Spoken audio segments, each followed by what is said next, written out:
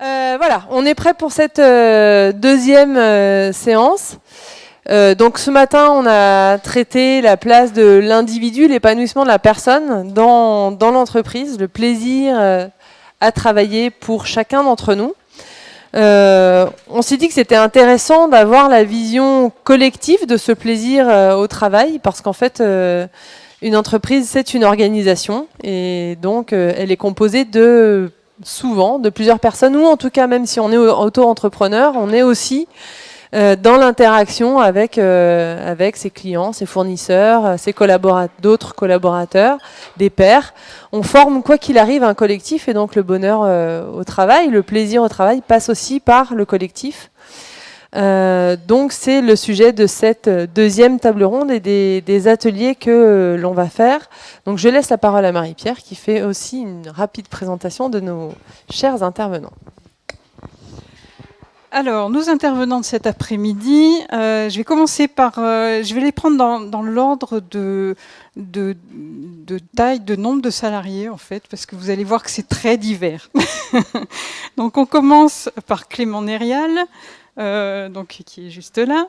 Je commence toujours par l'unique homme de nos tables rondes, c'est étonnant. Donc, Clément Nérial a fondé, il y a 10 ans, alors qu'il avait 22 ans, une entreprise qui s'appelle CN Industrie. Je présume que CN, ça veut dire Clément Nérial. À Brioude. Alors je vais résumer peut-être très mal le sujet de l'entreprise, mais bon, c'est pas le sujet. Il fait du doming. C'est en gros une opération qui se fait en sous-traitance de l'imprimerie et qui applique une couche de résine transparente sur du texte pour le mettre en relief. Ça, c'est à peu près ça. Bon, merci, j'ai compris. Donc 10 ans plus tard, il est leader européen sur ce marché-là. Vous avez commencé à 3 personnes et vous êtes aujourd'hui, j'avais noté 8, mais même pas, vous êtes 7, d'après ce que tu m'as dit tout à l'heure. Au tout départ, je crois que c'était un peu naïvement, l'entreprise s'est organisée de façon assez libre, on va dire. Bon, vous étiez 3, c'était relativement simple d'avoir chacun sa place, sa fonction, son fonctionnement. Et puis l'entreprise a en fait grossi très vite. Et au bout de quelques temps, peut-être quelques années, c'est ça, vous avez embauché un chef d'équipe. Et ça c'est donc pour organiser un peu mieux les choses, avec un peu plus de hiérarchie, voilà. Ça s'est assez mal passé, d'après ce que je sais. On verra ça. Et du coup, voilà, en fait, l'idée, c'est qu'il y avait surtout beaucoup de problèmes à résoudre tout le temps, que le chiffre d'affaires, c'est pour la première fois tassé, a baissé, enfin, je ne sais pas jusqu'à quel point. Et donc, au bout d'un moment, vous vous êtes séparé du chef d'équipe, bon, je crois d'un commun accord. Vous êtes revenu à l'organisation d'avant. Et puis, au bout d'un petit moment, Clément, tu as découvert l'entreprise libérée, d'après ce que j'ai su. Et donc, CN Industrie est passé au modèle de l'entreprise libérée. Et depuis, tout va bien. Tu nous raconteras un peu comment ça s'est passé. Donc, on passe de 8 à 5000 salariés avec un tout autre domaine d'activité. Donc, Catherine Boigard, qui est donc à l'autre extrémité du canapé, est directrice des ressources humaines de l'association hospitalière Sainte-Marie. Alors, vous connaissez sans doute, si vous êtes clermontois, l'hôpital Sainte-Marie, qui est pas très loin d'ici. Ce que vous savez peut-être moins, c'est que cette association, qui a son siège à Chamalières, compte une trentaine d'établissements, en gros sur le quart sud-est de la France. Donc ça peut être à Nice, mais vous en avez en Haute-Loire, en Ardèche, Aveyron, enfin dans des coins comme ça. Alors le thème de la journée, c'est le plaisir au travail. On sait que dans les hôpitaux, surtout ces hôpitaux spécialisés, le plaisir n'est peut-être pas là tous les jours.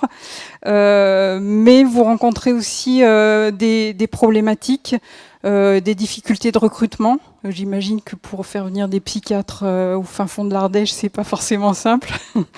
Le fait aussi qu'on prévoit un développement assez important des maladies chroniques psychiques, donc plutôt des perspectives de beaucoup d'activités à venir.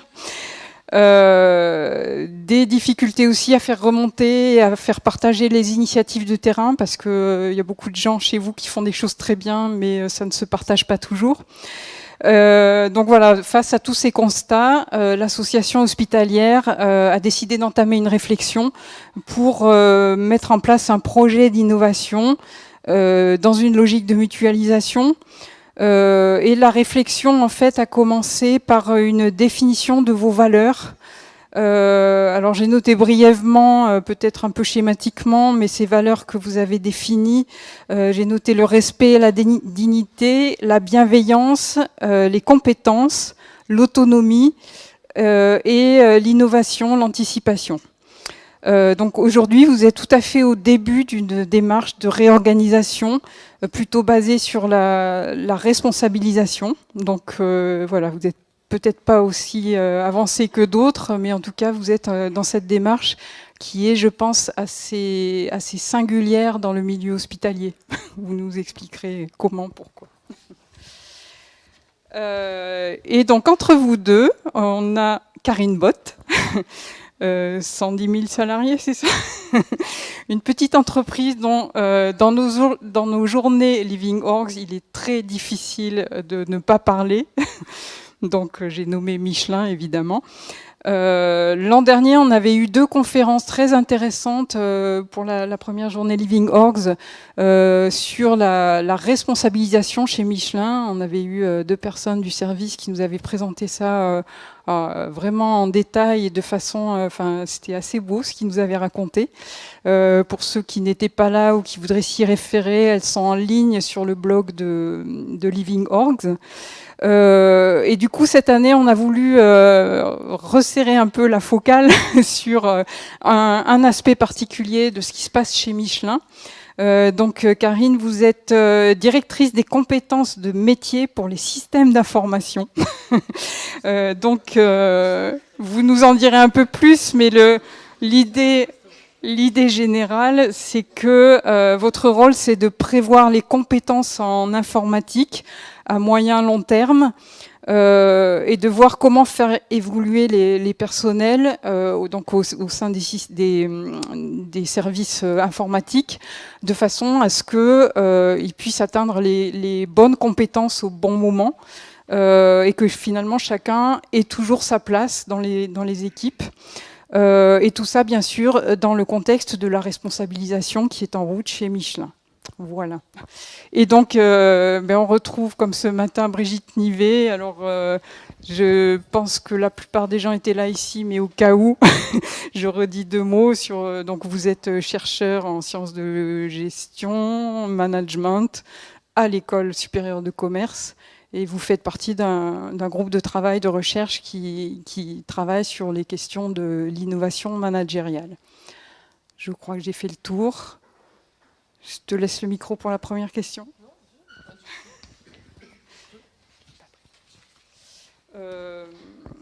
Alors, allons-y pour la première question.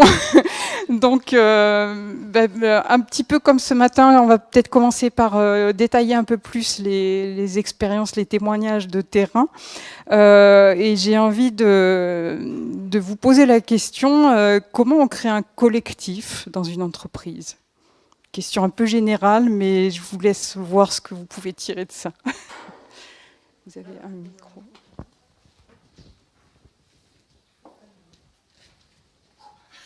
Et peut-être respirer. Je précise un collectif où tout le monde ait sa place, en gros. Ça peut être ça l'idée. Je vais me lancer alors. Donc, Karine, oui, donc au sein de Michelin, peut-être à travers une sorte de témoignage de ce qu'on peut faire aujourd'hui dans le secteur tertiaire, parce que chez Michelin, on a avancé déjà pas mal en industrie. Moi-même, je travaille donc en service informatique, donc plus secteur tertiaire. Ben, comment créer un collectif? Je dirais dans le collectif, ben, surtout dans une grande entreprise, il y a deux aspects. Il y a les personnes effectivement qui constituent le collectif, et je dirais le manager fait aussi partie de ce collectif-là. Parce que pour créer un collectif, c'est quand même bien le manager qui doit s'assurer que les conditions sont réunies, qui crée l'environnement propice à ce qu'un collectif peut opérer surtout de manière responsabilisée. Donc ça passe déjà par vérifier, déjà donner effectivement du sens à un collectif, parce qu'un collectif, elle va opérer quand il y a un objectif, une performance collective donc à atteindre. Et ils ont compris vers quoi on a besoin de travailler, pourquoi on travaille. Et qu'on a bien un objectif commun effectivement ensemble. Ensuite, ça c'est une première chose, il faut aussi que le management a un vrai rôle à jouer pour vérifier si l'équipe a bien les bons moyens et les bonnes compétences nécessaires pour atteindre cet objectif-là.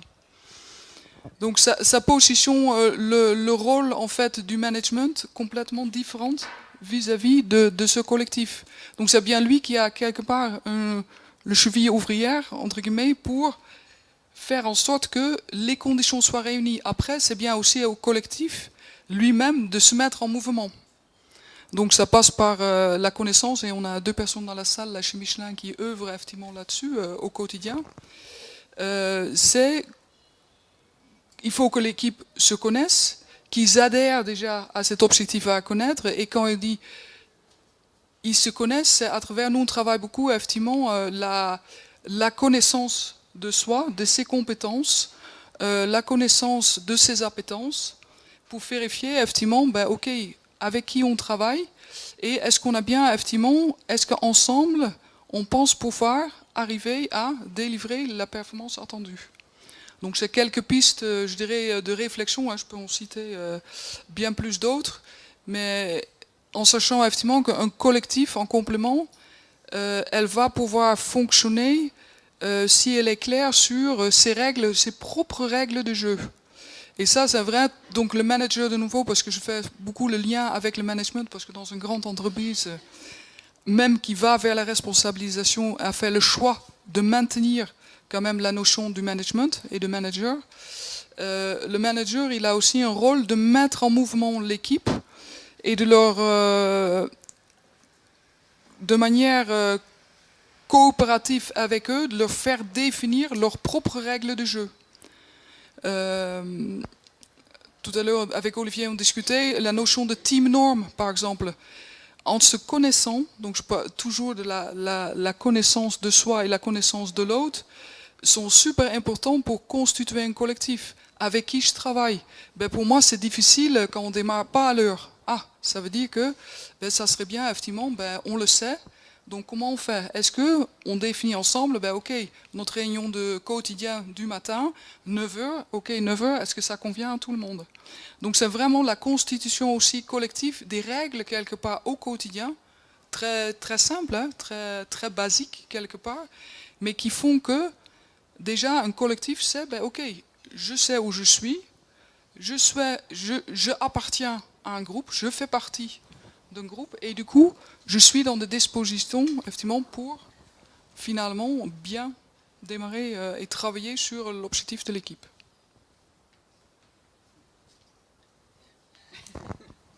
Bien, merci. Pour notre part, donc dans la petite structure, on essaie de faire encore plus simple que ça. On se pose un petit peu moins de questions aussi.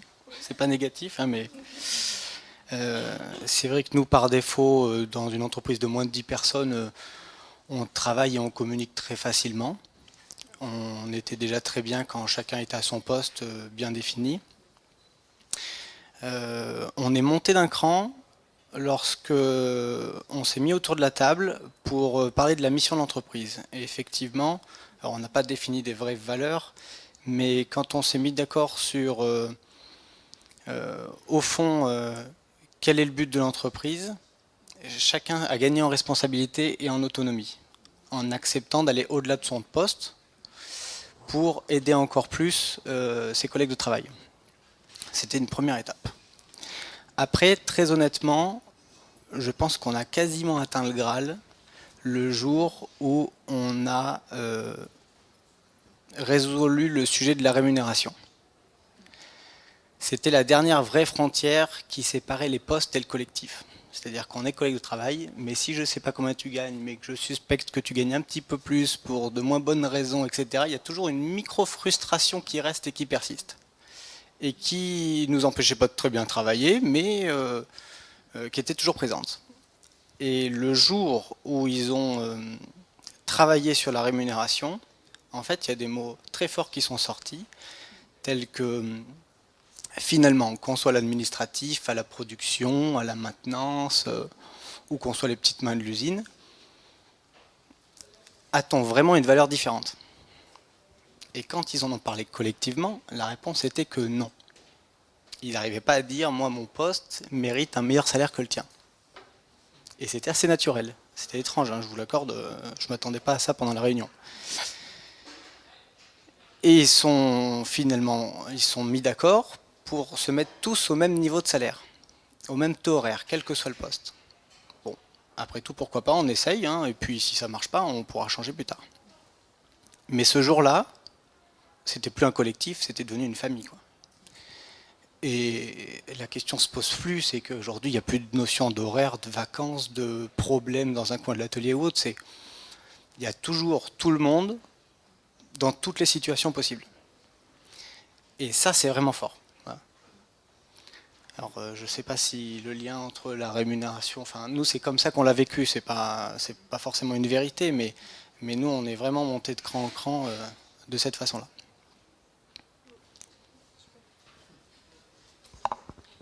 Alors moi, je vais apporter un autre angle de vision parce que tout ce qui a été dit, je partage vraiment. On est dans un domaine d'activité où c'est difficile, où nos personnels souffrent parce qu'ils sont en face de quelque chose de compliqué, la maladie mentale, la vieillesse, le handicap.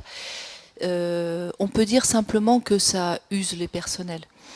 Et donc, il y a quelque temps, on a redéfini un projet stratégique pour donner une vision, essayer d'emmener l'ensemble de l'association vers une direction. Et on a interrogé les personnels pour savoir s'ils avaient connaissance de l'autre, puisqu'on est 5 établissements sur des territoires qui peuvent être un peu éloignés, et s'ils avaient voilà, la notion du groupe, du collectif. Et en fait, on s'est rendu compte que, étrangement, les gens avaient une très bonne idée de leur pratique, une très bonne opinion sur leur capacité, leurs compétences professionnelles, mais qu'en même temps, ils ignoraient l'autre, et surtout si l'autre était dans un autre site. Et donc, on s'est rendu compte que finalement, pour revenir au sujet, il n'y avait pas de collectif, ou en tous les cas que le collectif se limitait au service, et parfois même pas au site, ou même pas à l'établissement sur le territoire. Donc ensuite, on a avancé dans la démarche et on a interrogé tout le monde sur quelles sont les valeurs qui vous semblent importantes pour votre quotidien de travail. Et donc les valeurs que vous avez citées sont ressorties. Alors une fois qu'on a défini ces valeurs, on n'a pas établi le collectif, on a simplement interrogé. Donc maintenant la démarche c'est de décliner ces valeurs en principes d'action et que ces principes d'action puissent être des principes d'action au quotidien pour que le management se les approprie et guide pour l'action au quotidien et notamment vis-à-vis de nos patients. Et en fait, on se rend compte que nos professionnels sont des gens qui savent beaucoup de choses et que le manager, en fait, il est là pour redonner le sens, pour dire pourquoi, mais pas comment. Et c'est ça qu'on essaye de remettre en place pour justement avoir cette notion du collectif où le manager n'est pas là comme hiérarchique, mais simplement pour arbitrer, pour faire émerger des choses et surtout redonner du sens. Parce qu'on est convaincu que, en fait, redonner du sens au travail, c'est redonner du plaisir au travail. Voilà, si je veux faire bref.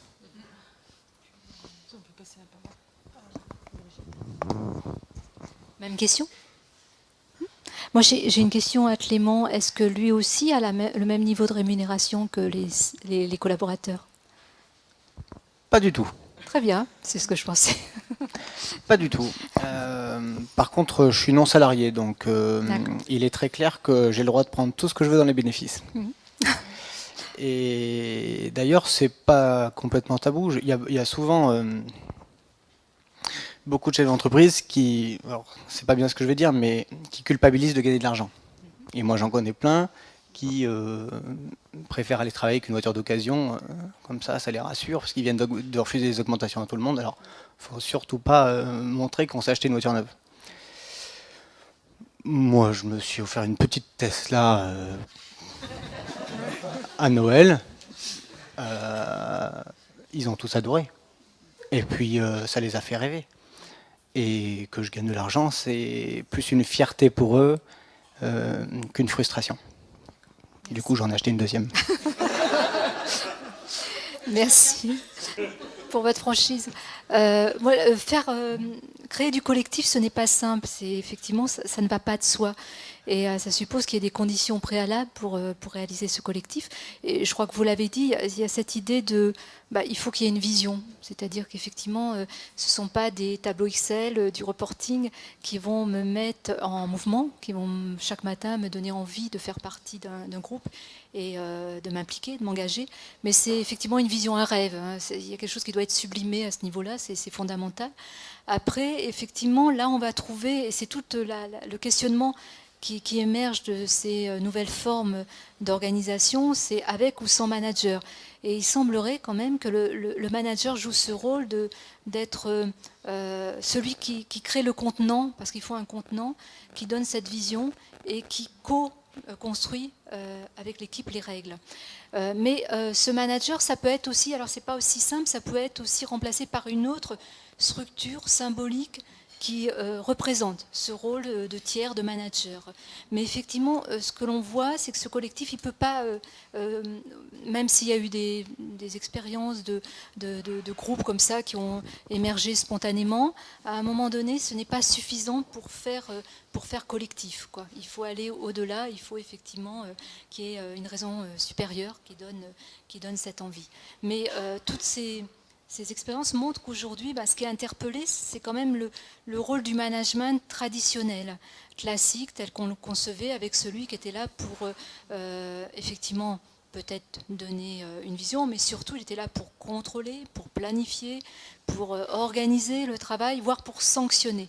Et ce rôle-là, on n'en veut plus. Alors, on n'en veut plus, mais c'est vraiment sociétal. C'est pas que cette génération qu'on a évoquée ce matin de jeunes qui rejettent complètement ce modèle, mais même l'ensemble de la population, parce qu'elle a progressé en réflexion, qu'elle est plus qualifiée, et que ce modèle d'autorité un petit peu qui est fondé sur le pouvoir et pas sur une autorité légitime, on n'en veut plus. Donc ça, c'est très intéressant parce que ces nouvelles formes d'organisation ont permis de remettre au cœur de tout le questionnement que nous avons, la question du management. C'est quoi manager aujourd'hui? Voilà, donc je continuerai peut-être sur d'autres questions. Mais... Moi j'ai une question, là on y vient, mais entre l'organisation, on parle d'organisation et on parle de collectif. La frontière entre les deux n'est pas très claire. Et qu'est-ce qui précède l'autre finalement? Est-ce qu'on organise un collectif? Est-ce que c'est l'organisation qui forme le collectif? Comment est-ce qu'on anime l'un et l'autre? Pas vous.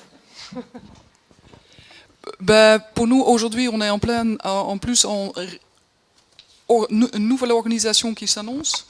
Justement, c'est d'abord le collectif qui prime, parce que c'est le collectif, entre guillemets, qui a justement cette performance commune à atteindre dans le cadre effectivement d'une vision vers quoi veut aller le groupe, que à la limite les personnes se trouvent dans telle structure ou telle structure, n'importe. un moment donné, c'est vrai qu'il faut un minimum de structure, mais je dirais, personnellement, il est secondaire. C'est plutôt ma mission, comment, au sein du collectif, et ce collectif, nous, on travaille beaucoup, effectivement, transverse. Donc, et c'est plutôt l'équipe telle qu'elle est constituée pour justement atteindre cette vision locale, parce que dans un grand groupe, en fait, notre vrai challenge, comme vous disiez tout à l'heure, c'est que, ok, le groupe Michelin sait vers où il veut aller, mais qu'est-ce que ça veut dire pour moi, pour notre équipe?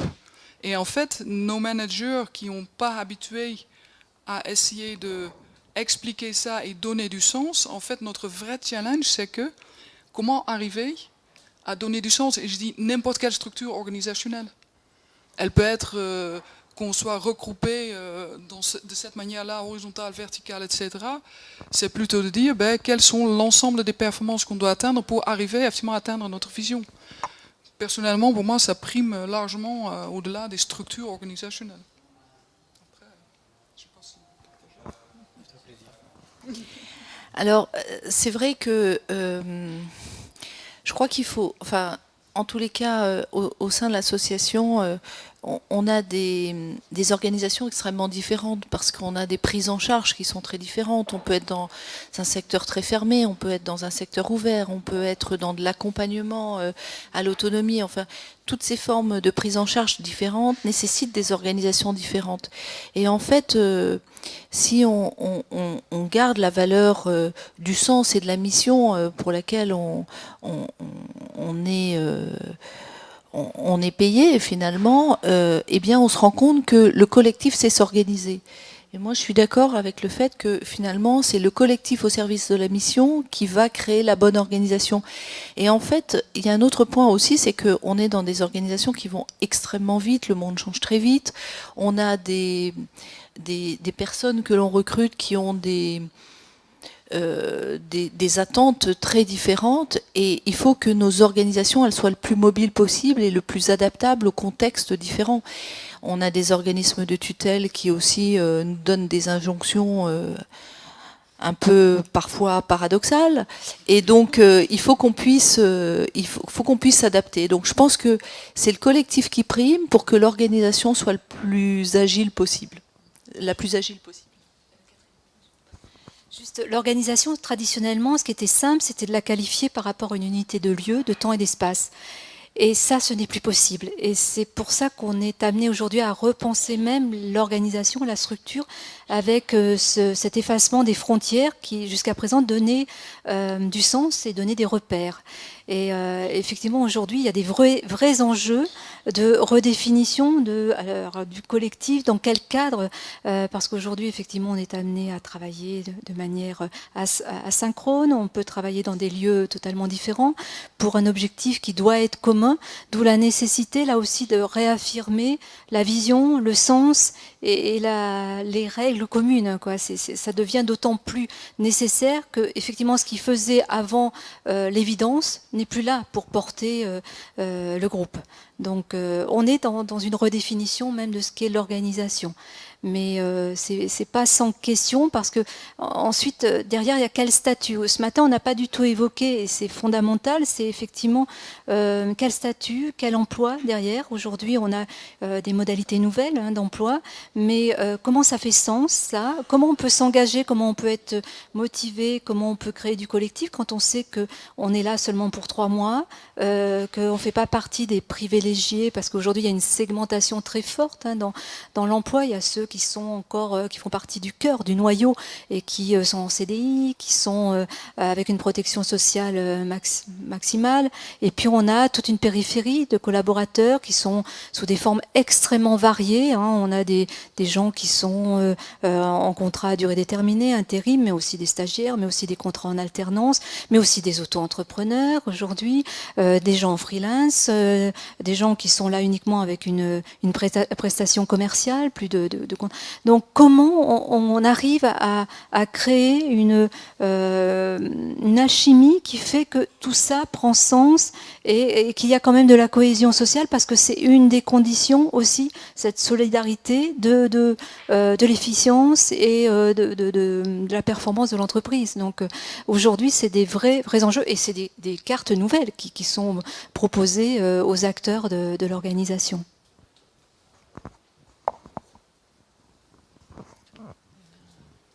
Sur l'organisation et le collectif, je suis un peu dépassé là. Sur la désorganisation. Nous, on n'a pas beaucoup d'organisation, c'est un peu au jour le jour. Après, sur le sens, oui. C'est-à-dire que nous, le problème qu'on a eu, c'est quand on a voulu structurer justement l'entreprise, indirectement, on a dit le sens, c'est le rendement, c'est la rentabilité, c'est la course aux bénéfices. Mais alors, je pense que c'est très difficile quand on travaille dans un grand groupe parce que finalement, il y a le patron, mais en fait, il y a le conseil d'administration, il y a les actionnaires. Eux, ils ne demandent qu'une chose, généralement, c'est gagner un peu plus l'année prochaine. Donc, c'est difficile d'apporter du sens profond derrière. C'est vrai que le jour où nous, tout ça a volé en éclats, finalement, où on s'est dit que peut-être que les bénéfices étaient plutôt le résultat de notre travail et non pas l'objectif de notre travail, et naturellement, ça a mieux fonctionné. Est-ce que peut-être sur l'individualité, la diversité justement qui forme un collectif, comment on peut, jusqu'à quel point on peut intégrer de la différence et de la diversité au sein des collectifs? Est-ce qu'aujourd'hui c'est une recherche? Est-ce qu'un collectif doit être suffisamment homogène? Est-ce que parce que l'épanouissement personnel, c'est aussi d'affirmer son individualité. Comment on gère ça aujourd'hui au sein des collectifs et des organisations? Ça, c'est plus clair. Je pense que le problème qu'on a, c'est qu'on grandit à peu près tous dans le même système scolaire qui nous formate, qui nous conditionne plus ou moins. Alors qu'on sait que dans l'histoire de l'humanité, ce qui a créé les grandes révolutions, c'est justement des rencontres de diversité.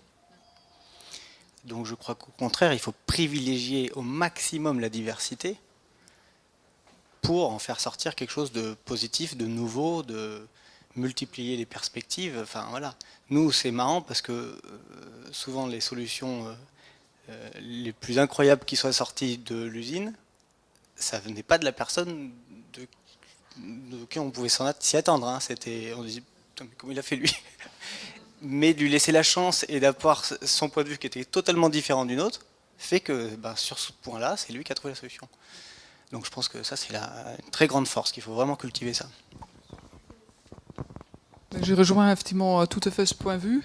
Et ce qui est d'ailleurs, qui pose potentiellement un peu problème, effectivement, dans une grande entreprise comme Michelin.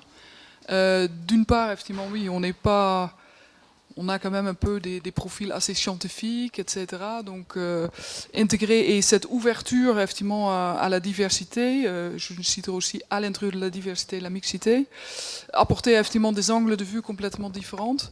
Et ça c'est effectivement un vrai challenge parce que dans un monde effectivement qui va très vite, de pouvoir avoir effectivement des gens qui pensent un peu différemment. Et c'est un vrai challenge qu'on a dans l'entreprise aujourd'hui parce qu'avec un turnover très très faible, on n'a justement pas forcément l'opportunité non plus de renouveler et de s'ouvrir un peu à des autres déjà modes de travail, à des autres personnes. Donc du coup, oui, parce que du coup le collectif, parce qu'après on dit aussi, c'est au collectif de définir un peu qu'est-ce qu'ils ont besoin quand il manque des moyens, par exemple. On parle beaucoup de est-ce qu'on laisse les équipes recruter, participer au recrutement quand ils ont besoin effectivement d'intégrer quelqu'un. Quand vous avez une équipe qui a déjà un peu stéréotype, qu'est-ce qu'ils vont faire? Ils vont intégrer, donc ils vont continuer à se reproduire, entre guillemets. Donc ça, effectivement, donc ça reste dans un grand groupe, effectivement, un challenge, parce qu'on a aussi des processus, bien sûr, RH, avec l'affectation des personnes, le staffing, l'équipe fait pas forcément non plus ce qu'il veut. Et c'est un vaste, parce que je pense que personnellement, on se prive du coup de la créativité et d'autres pensées effectivement qui peuvent permettre de dégager une performance, je dirais, autre, meilleure. Alors nous, on est dans un domaine où effectivement les choses sont souvent très normées, mais on est sur des types de pathologies qui ne sont pas du tout normées. bien qu'on les définisse souvent assez précisément. Finalement, pour que on aille sur de la diversité, on a mis en place récemment une démarche, et Emmanuel la connaît, c'est nos fameuses pépites. On essaye de mettre en lumière des personnes qui innovent dans leur domaine. Alors ça peut être une innovation dans le soin ou une innovation dans plein d'autres domaines. Et on essaye de mettre en lumière ces personnes-là pour donner envie de continuer à être dans la créativité et l'innovation. Alors, on est donc sur des structures qui sont parfois éloignées. Et ce qu'on essaye de faire, c'est de mettre de la transversalité dans la communication qu'on peut faire pour que justement on puisse faire savoir, on puisse reconnaître ces diversités et montrer ces innovations qui, à notre sens, doivent bénéficier à d'autres, qui vont réinventer d'autres réponses à des problématiques qui sont souvent très compliquées. C'est vraiment la diversité, un sujet qui fait consensus. C'est difficile de dire je suis contre la diversité. Mais ce qui moi m'interroge, c'est que la diversité, est-ce que c'est pas un alibi pour ne pas s'interroger sur des questions plus profondes, justement, d'inégalités sociales qui sont bien présentes. Donc voilà, je manipule ce concept de diversité avec beaucoup de précautions. Bien sûr qu'on est tous pour la diversité. On connaît ce que produit cette grande variété, et c'est la vie même d'être dans cette diversité. C'est occulter même cette dimension vitale que de vouloir être uniquement avec des gens qui se ressemblent. Et on a connu cela dans nos organisations. Mais attention derrière, il y a peut-être des choses plus profondes. Quid des inégalités sociales dans les organisations? Et je reviens un petit peu à cette grande hétérogénéité de statut, de ces pluralités d'emplois qui aujourd'hui posent un certain nombre de questions. Comment on peut effectivement conduire des changements avec des gens qui ne sont pas traités de la même façon.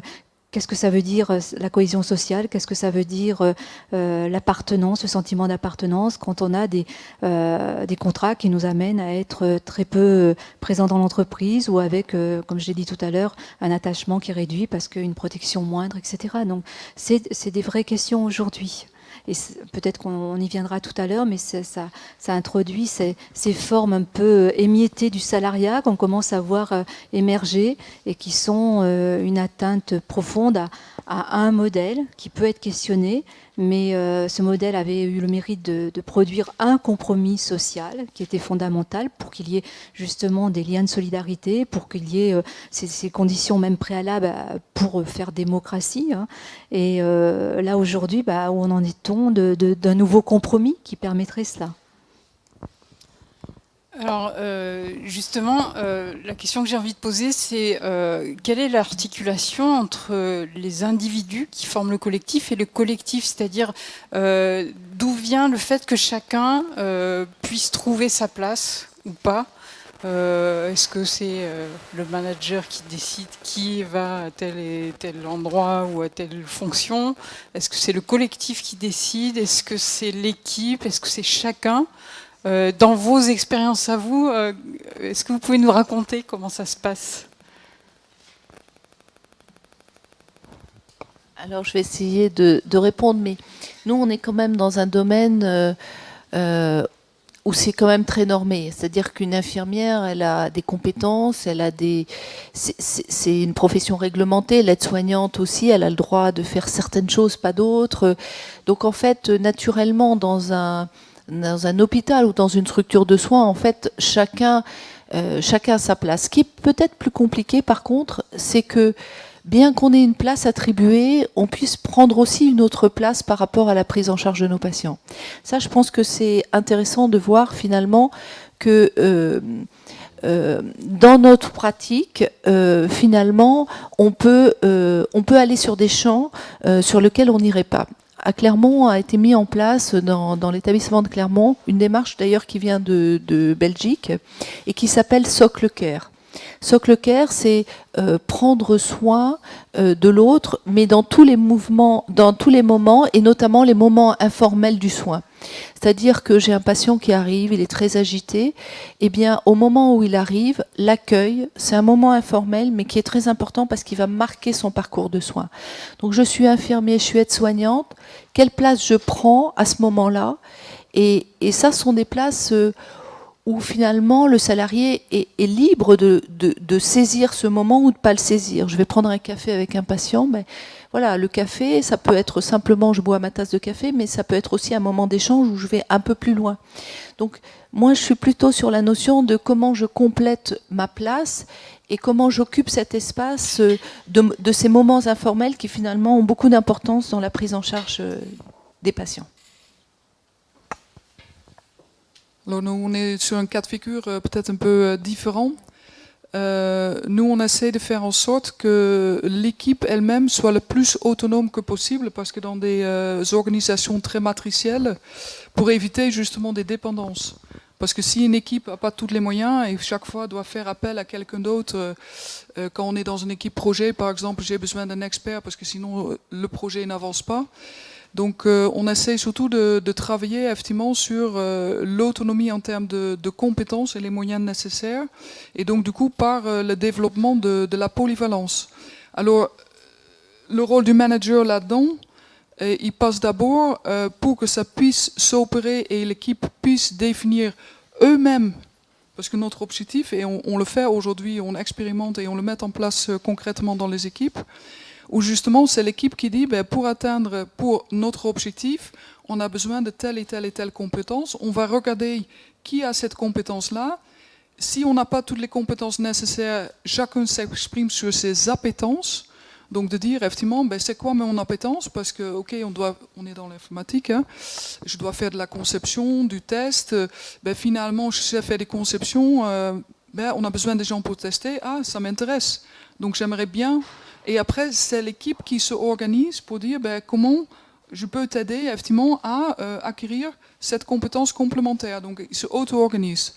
Alors, pour que ça puisse se faire de cette manière-là, oui, il faut que le manager, justement, donc, se détache, entre guillemets, de son équipe. C'est pas lui qui va dire, non, c'est toi qui vas travailler sur les tests, toi sur les tests. Non, il doit mettre l'équipe, justement, dans les bonnes dispositions. Et se mettre, effectivement, en tant que coach, et de dire, est-ce que vous avez besoin de mon aide ou non, au service de l'équipe. Ce qui souvent, et ça c'est un point critique aujourd'hui qu'on doit adresser, par la capacité de manager aussi de se remettre lui-même en cause. Parce que nos managers chez nous, souvent, c'est des gens qui sont experts de leur métier et qui, par leur expertise, sont devenus managers. Et là, vous tombez, effectivement, c'est pas ça qu'on demande. On ne demande plus ça. Donc il pense tout savoir, donc il va faire son équipe et il dit mais moi je ne saurais pas faire exactement la même chose, laissez-les faire.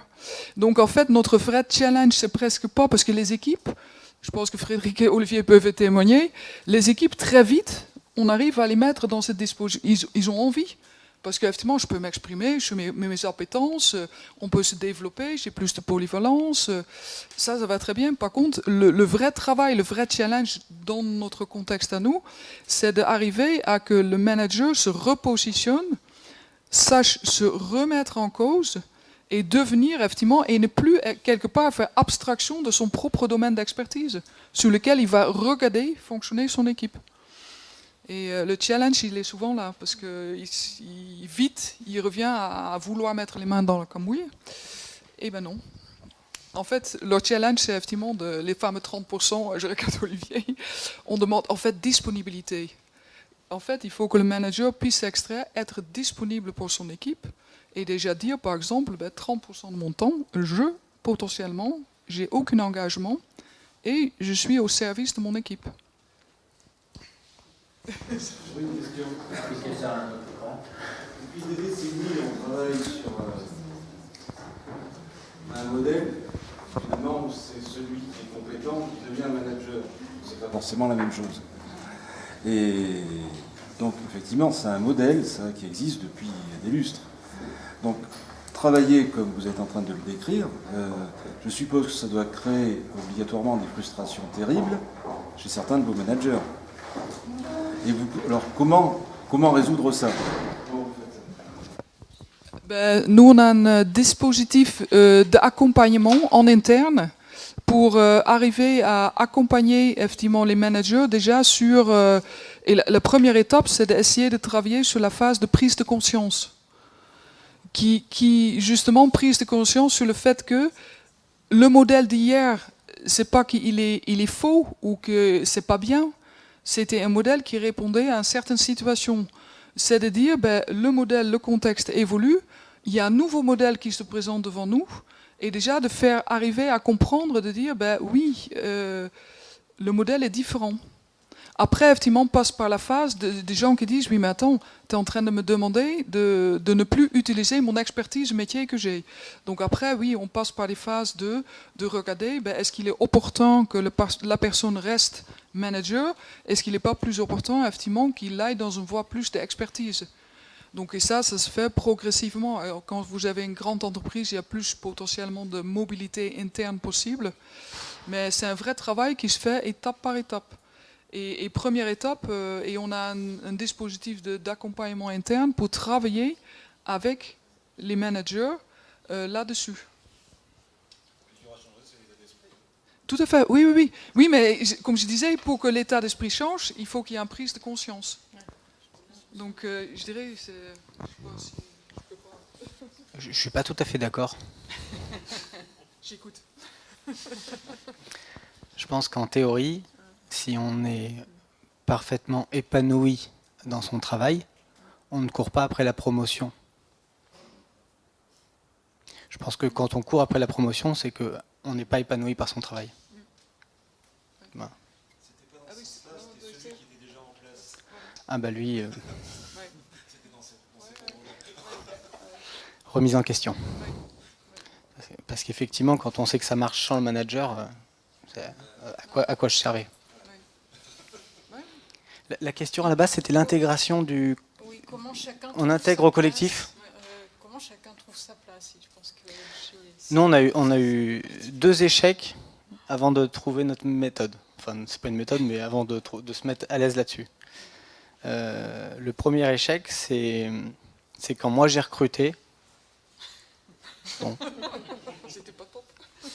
Bah, j'ai recruté, hein. Première personne qui est passée, j'ai dit ok, vous avez le boulot.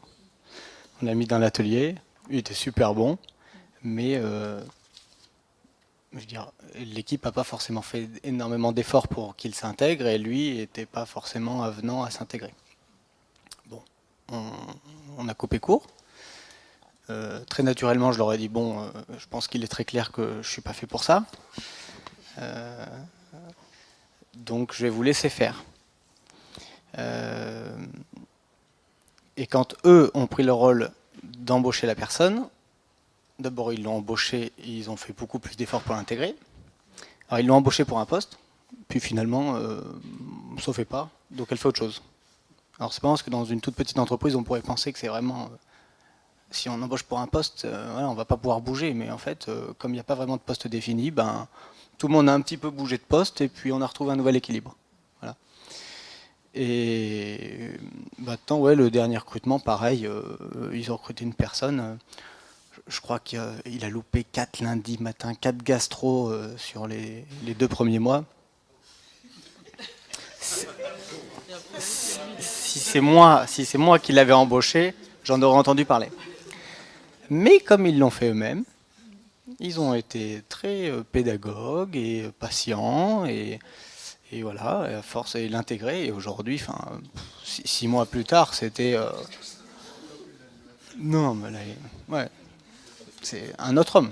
Et du coup, je pense qu'il a trouvé beaucoup d'épanouissement dans son travail, et c'est une personne qui a grandi très rapidement.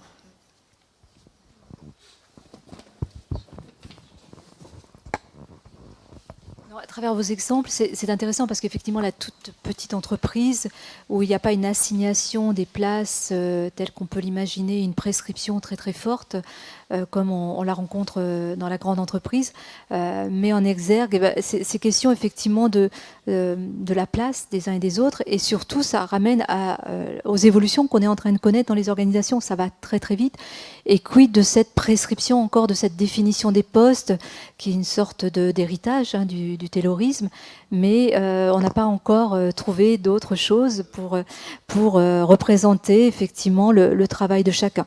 Donc là, il y a une vraie question. Voilà, comment on s'attribue les rôles, mais surtout aussi comment on devient manager, c'est la question que vous avez posée. Et dans les nouvelles formes d'organisation, cette question peut parfois être totalement résolue en disant on supprime carrément le management. Bon, c'est pas le cas de Michelin, il l'affirmait haut et fort, ils tiennent à maintenir la hiérarchie, mais dans certaines entreprises, on supprime.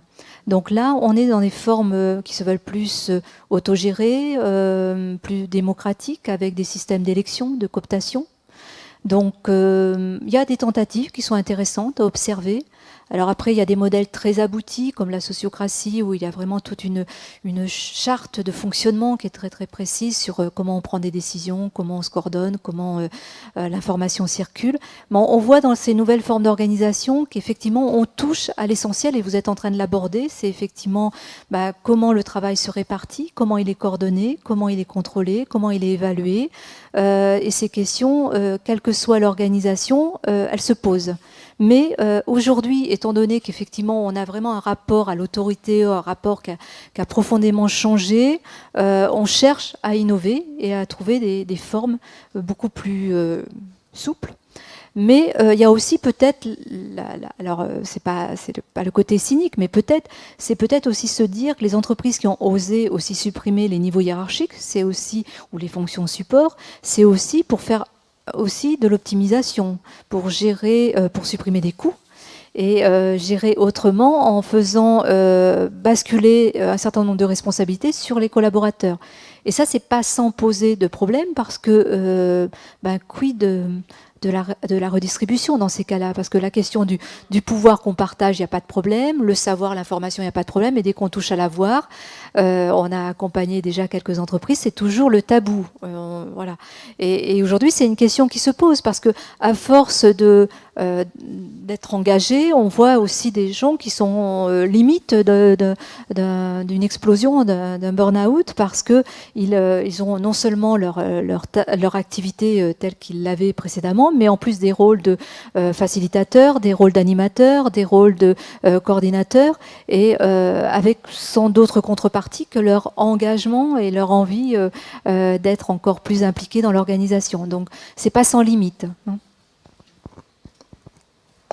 Alors, on arrive au bout de cette passionnante heure de table ronde, mais si vous aviez à identifier quelques clés de réussite pour l'épanouissement du collectif, si vous deviez faire un cadeau à toutes ces personnes qui vous écoutent, quels seraient les 2-3 conseils clés de réussite que vous pourriez donner pour un collectif réussi?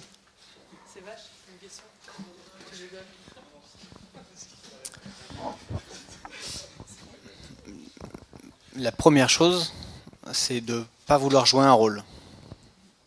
C'est un peu peut-être le contraire de ce qu'on peut apprendre dans une école de commerce, mais c'est de dire il n'y a pas de méthode, il n'y a pas de façon de faire, il n'y a pas une vérité. C'est de dire moi je suis moi, j'ai ma personnalité, j'ai mes qualités, mes défauts, et il n'y a pas de raison qu'on ne m'accepte pas en tant que tel. Voilà. Après, c'est dire la vérité et être bienveillant, et je pense que naturellement ça devrait marcher dans 99% des cas.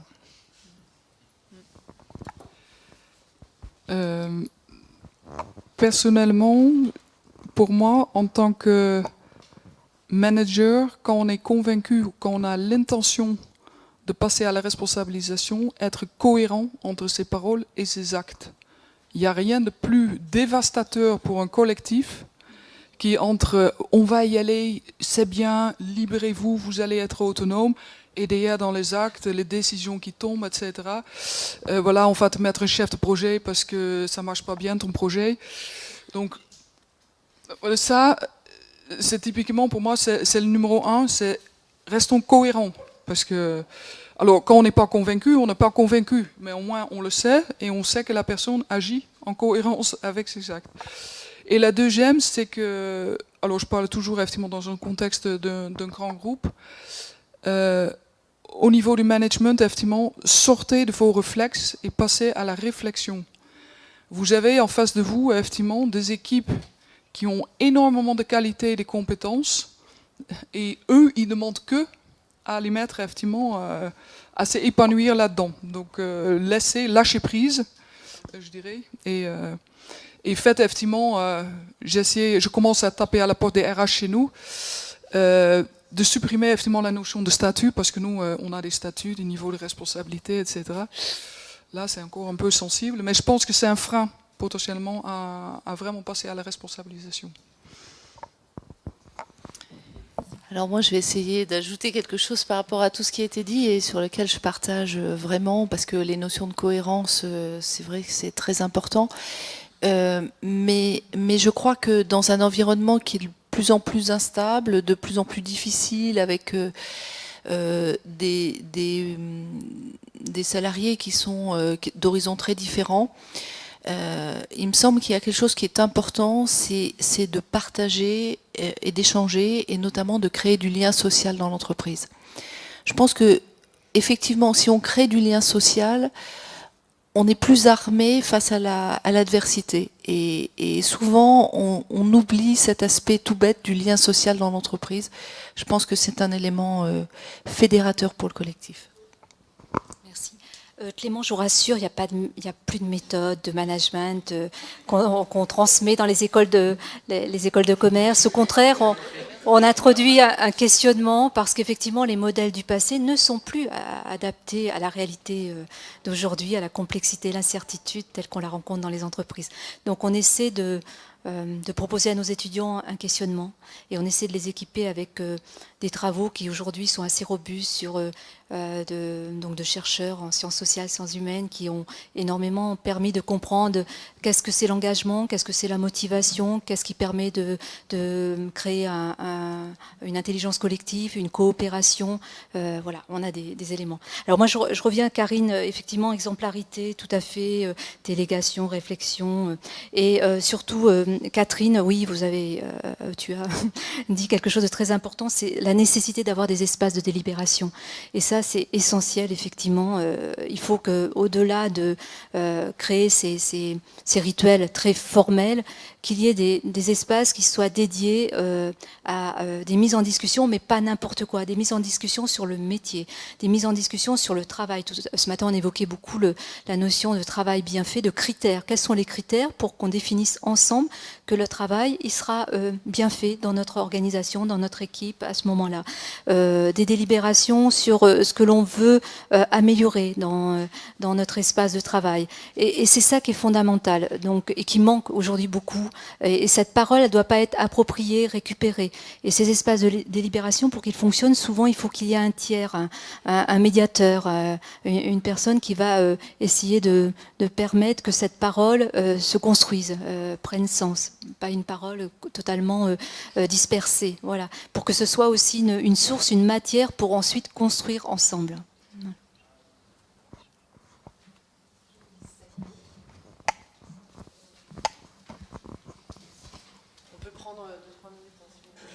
Oui, merci. Très content de toutes les idées qui ont été exprimées. Et je voulais simplement revenir sur un point dans une étape qui aujourd'hui me semble, notamment en France, une difficulté, c'est de faire communiquer les gens ensemble. C'est-à-dire que dans tous les processus qu'on a pu avoir, toutes les étapes, à quel moment, et notamment pour former le manager, vous disiez, qu'ils prennent ce recul, qu'ils sortent de sa technique, mais qui puisse aussi devenir un coach et permettre aux gens d'exprimer leurs émotions. Et tout ça, c'est une étape qui me semble aussi, qui n'a pas été, enfin que je n'ai pas perçue, sinon dans le lien social, mais qui me semble une étape indispensable parce qu'on forme beaucoup techniquement, on l'entend, on a managé avec des indicateurs techniques, Et du jour au lendemain, on vient avec des habitudes qui sont différentes, avec un management qui doit aller sur ce partage, et c'est pas toujours évident. Donc pour moi, c'est aussi une étape que, il me semble, quel que soit le niveau d'entreprise, hein, je peux intervenir, c'est une étape sur laquelle on est obligé d'aller. Ouais. Avec le savoir-être, avec c'est le lien social, mais et comment exprimer ses sentiments, comment ne pas être agressif, l'assertivité, mais tous ces points-là, et ça me semble une étape aussi importante. Merci. Une dernière, puis après on passe sur le... Parce que du coup, on peut enchaîner sur le... On va faire la même manière de traiter les questions que cet après-midi. Non, mais ça peut être une question. Ça peut être une question ? Ouais, tout à fait. Eh bien, merci beaucoup. Bravo.